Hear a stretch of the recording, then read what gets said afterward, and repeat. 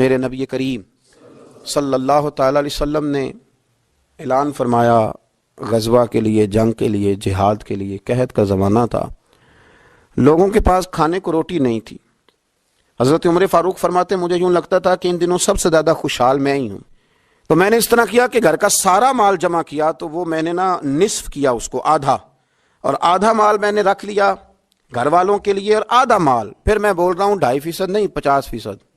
یہاں 2.5% کی زکوٰۃ دیتے ہوئے لوگ پریشان ہو جاتے ہیں۔ 50% جناب عمر فاروق رضی اللہ تعالیٰ عنہ فرماتے ہیں کہ وہ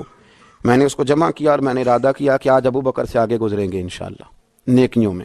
خرچ کرنے میں، کمانے میں نہیں، جمع کرنے میں نہیں، خرچ کرنے میں۔ فرماتے ہیں جب وہ میں مال لے کے نبی کریم کی بارگاہ میں گیا تو میں بڑا مطمئن تھا کہ آج میں آگے گزر ہی جاؤں گا، لیکن جب میں نے نظر اٹھائی تو میرا رنگ بدل گیا، میرے پیچھے پیچھے ابو بکر صدیق بھی آئے، اور فرماتے ہیں میں نے اس مرد درویش کا رنگ بدلا ہوا دیکھا، سر کی ٹوپی بھی اتار لی، پیروں کے جوتے بھی اتار دیے، وجود کے کپڑے بھی اتار کے بوریے کا لباس پہن لیے، اور گھر سے سوئی دھاگا بھی اٹھا لائے۔ کہتے ہیں مال رکھا، حضور نے مجھ سے پوچھا عمر کیا لائے ہو؟ میں نے کہا حضور آدھا لے آیا ہوں، آدھا چھوڑ آیا ہوں۔ نبی کریم بڑے خوش ہوئے، مجھ سے پوچھا تھا کیا لائے ہو، بات پہ غور کرنا۔ اور ابو بکر صدیق سے پوچھا ابو بکر گھر میں کیا چھوڑ کے آئے ہو؟ مجھ سے پوچھا کیا لائے ہو، ابو بکر سے پوچھا ماں اب کئی تھا، کیا چھوڑ کے آئے ہو؟ جناب صدیق اکبر نے نظر جھکائی، قربان جاؤں جواب پہ بھی،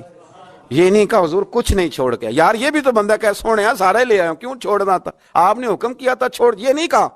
کہ یا رسول اللہ میں سارا لے آؤں، کیا جواب دیا؟ ماں اب کئی لہم اللہ و رسولہ، یا رسول اللہ صلی اللہ علیہ وسلم آپ نے پوچھا کیا چھوڑ کے آئے ہوں؟ میں گھر میں اللہ چھوڑ آیا ہوں، اللہ کا نبی چھوڑ آیا ہوں، میرا کوئی گھر خالی ہے وہاں اللہ کا ذکر ہوتا ہے، وہاں رسول اللہ کی نعت ہوتی ہے، حضور گھر میں اللہ رسول کا نام چھوڑ کے بھرا ہوا گھر چھوڑ کے آیا ہوں۔ پھر قربان جاؤں میرے نبی کریم پر بھی، حضور سید عالم علیہ السلام نے فرمایا یہ تیرے پیچھے جبریل کھڑے ہیں، اور وہ بھی ٹاٹ کا لباس پہن کے آئے ہیں۔ میں نے ان سے پوچھا ہے جبریل آج ٹاٹ کا لباس، آج ٹاٹ کا لباس کیوں پہنا ہے؟ تو عرض کی یا رسول اللہ آج ابو بکر صدیق نے ٹاٹ کا لباس پہنا ہے تو رب کو اتنا پسند آیا ہے کہ اس نے کہا فرشتوں نوری کپڑے اتارو سارے، یہ روپ دھارو جو میرے یار کے یار نے دھارا ہے، یہ والا تینوں لب دیں آپ گواچے، سانو اپنی خبر نہ کوئی، ساتھوں پارے نہیں ککھ گلیاں، سانو تے آخ دے لوگ شدائی، ہاں سانو آخ دے لوگ شدائی، کیونکہ ایسا ننگ نموس دا ساڑ کے چولا، گل پہنے ہیں تاج گدائی، سجنا اپنا آپ گوایا ہے تاں یار نے چاتی پائی، سارا ہی رکھ دیا سارا ہی۔ اور ایک جملہ امام سیوطی نے لکھا ہے جس پر وجد کرنے کو دل کرتا ہے، میں صحیح کہہ رہا ہوں، وجد کرنے کو دل کرتا ہے۔ امام سیوطی فرماتے ہیں کہ نبی پاک